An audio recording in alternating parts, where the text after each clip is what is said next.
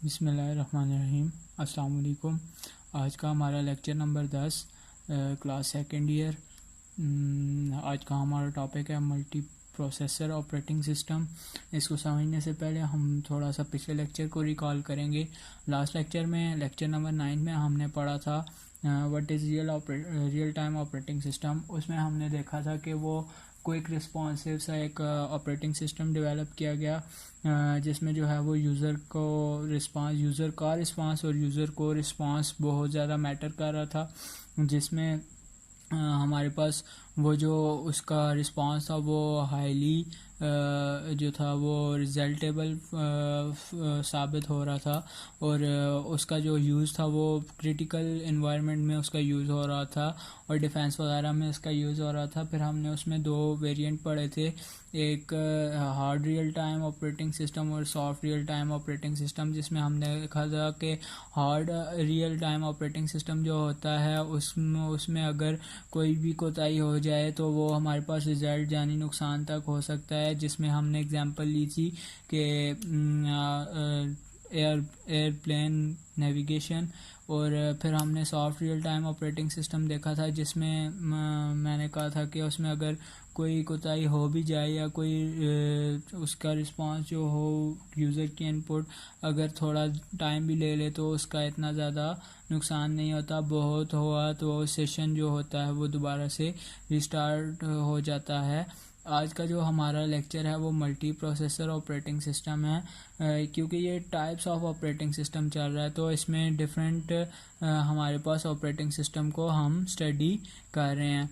तो हमारा जो ये जो ऑपरेटिंग सिस्टम है ये टोटली बेस कर रहा है हमारे पास प्रोसेसर पे, कि हमारे पास प्रोसेसर अगर एक या एक से ज़्यादा एक मदरबोर्ड पे यूज़ हुए हैं तो हमें उस चीज़ को हैंडल करने के लिए उस पैरेलल एग्जीक्यूशन को हैंडल करने के लिए हमें एक ऑपरेटिंग सिस्टम चाहिए होता है।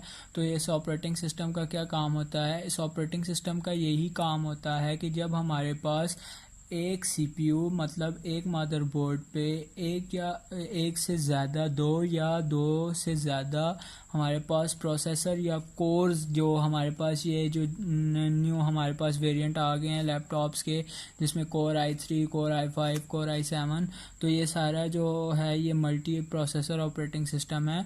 तो अगर ये हमारे पास इस तरह के multi processor operating system motherboard में अटैच है तो इसके लिए हमें एक ऑपरेटिंग सिस्टम चाहिए जो कि मल्टीपल जॉब्स को मल्टीपल सीपीयूज़ पे रन करवाए और उनकी पैरेलल एग्जीक्यूशन को कंट्रोल भी करे और उनको देखे भी और उसमें कोई एम्बिग्विटी भी ना आने दे। तो इस तरह के ऑपरेटिंग सिस्टम को मल्टी प्रोसेसर ऑपरेटिंग सिस्टम कहा जाता है।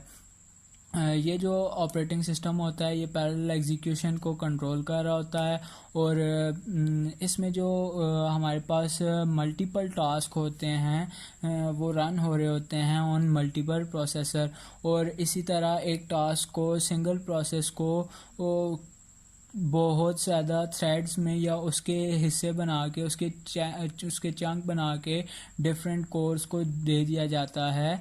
और इस तरह का ये जो थ्रेड्स बनाना और ये जो कॉन्सेप्ट है इसको मल्टी थ्रेडिंग कहा जाता है। और ये तकरीबन आजकल जितने भी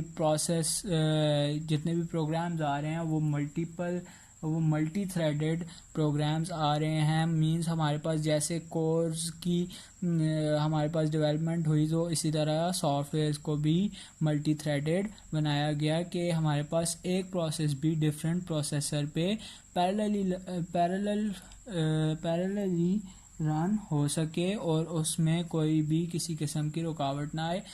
इसमें हमारे पास मल्टी प्रोसेसर ऑपरेटिंग सिस्टम में दो टाइप्स हैं, सिमेट्रिक और एसिमेट्रिक। सिमेट्रिक में हमारे पास जो सीपीयूज़ होते हैं वो सारे इक्वल होते हैं, मींस कोई हुक्म चलाने वाला नहीं और कोई हुक्म मानने वाला नहीं होता, बल्कि सब ने काम इक्वल करना है। लेकिन on the other hand asymmetric में हमारे पास एक जो होता है सीपीयू मास्टर होता है और एक बाकी सारे जितने होते हैं वो स्लेव्स होते हैं। मींस कि हमारे पास जो एक CPU है वो ऑर्डर करता है कि आप लोगों ने ये काम करना है, और ख़ुद वो आइडल स्टेट में चला जाता है, वो यूज़र के रिस्पांस में चला जाता है।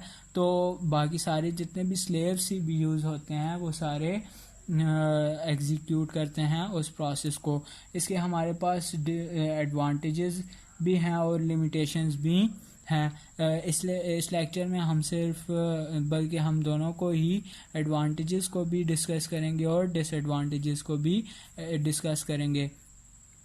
अगर इसका जो फर्स्ट एडवांटेज है वो यही है कि हमारे पास मल्टीपल प्रोग्राम जो होते हैं वो मल्टीपल प्रोसेसर पे रन हो रहे होते हैं और एग्जीक्यूशन विद इन सेकेंड्स हो रही होती हैं।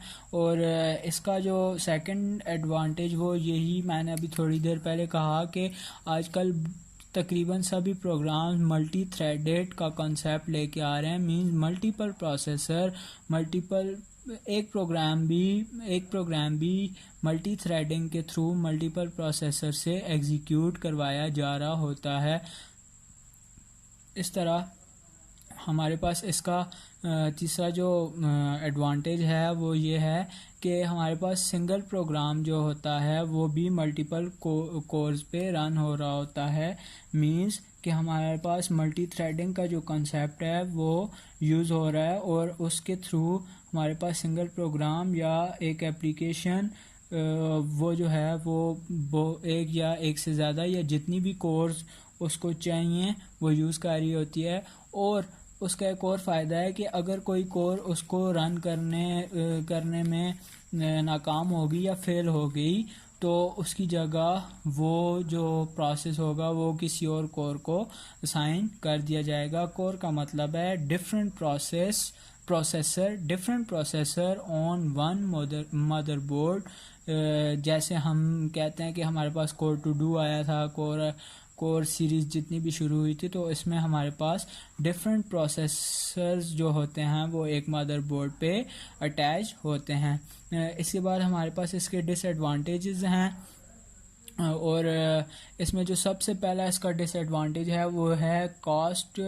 जो मींस इसकी जो कॉस्ट है या इसकी जो प्राइस है ये बहुत ज़्यादा एक्सपेंसिव है और पावर कंजम्पशन भी बनिस्बत इसके पैरेलल प्रोसेसिंग सिस्टम के, वो हम आगे पढ़ेंगे, उसके बनिस्बत कम है, और या डिस्ट्रीब्यूटेड ऑपरेटिंग सिस्टम के उसके बनिस्बत कम है, लेकिन फिर भी ये बहुत ज़्यादा कॉस्टली है और इसका जो पावर कंजम्पशन है वो भी ज़्यादा है। इसके अलावा एक और इसका डिसएडवांटेजेस है कि हमें इस तरह का सेटअप यूज़ करने के लिए या इस तरह का ऑपरेटिंग सिस्टम यूज़ करने के लिए लार्ज अमाउंट ऑफ मेमोरी चाहिए। मींस ये हम डिसएडवांटेजेस उस टाइम की बातें कर रहे हैं जब हमारे पास रैम जो थी वो इतनी ज़्यादा स्पेस में अवेलेबल नहीं होती थी, और अब तो अल्हम्दुलिल्लाह टेक्नोलॉजी बहुत ज़्यादा आगे जा चुकी है। प्लस इसका एक और डिसएडवांटेजेस है कि हमारे पास जो ऑपरेटिंग सिस्टम में लाइंस ऑफ कोड लिखी गई हैं उनमें किसी भी किस्म की कोई भी टेक्निकल इशू ना हो। अगर होगा तो प्रोसेसर्स काम नहीं करेंगे और ये हमारे लिए जो हमारा काम होगा वो और ज़्यादा ख़राब कर देगा, या मतलब वो हमें कोई भी सलूशन नहीं ला के देगा या हमारी प्रॉब्लम को हल नहीं करेगा। ये थे हमारे पास मल्टी प्रोसेसर ऑपरेटिंग सिस्टम। उम्मीद है आप लोगों को ये लेक्चर समझ आया होगा। अगर नहीं भी समझ आया, कहीं भी कोई भी क्यूरी है, डू मेंशन इन कमेंट। और आप लोगों ने बिल्कुल नोट्स इसी तरह से ख़ुद डिज़ाइन करने हैं और अपनी कंप्यूटर साइंस का रजिस्टर जो है वो मेंटेन रखना है। हम दुआ करते हैं कि हमारा जो कैंपस है वो जल्द से जल्द आबाद हो, हमारी क्लासेस आबाद हों और हम इस सिचुएशन से निकलें। तब तक के लिए अपना ख्याल रखिएगा। अल्लाह हाफिज़।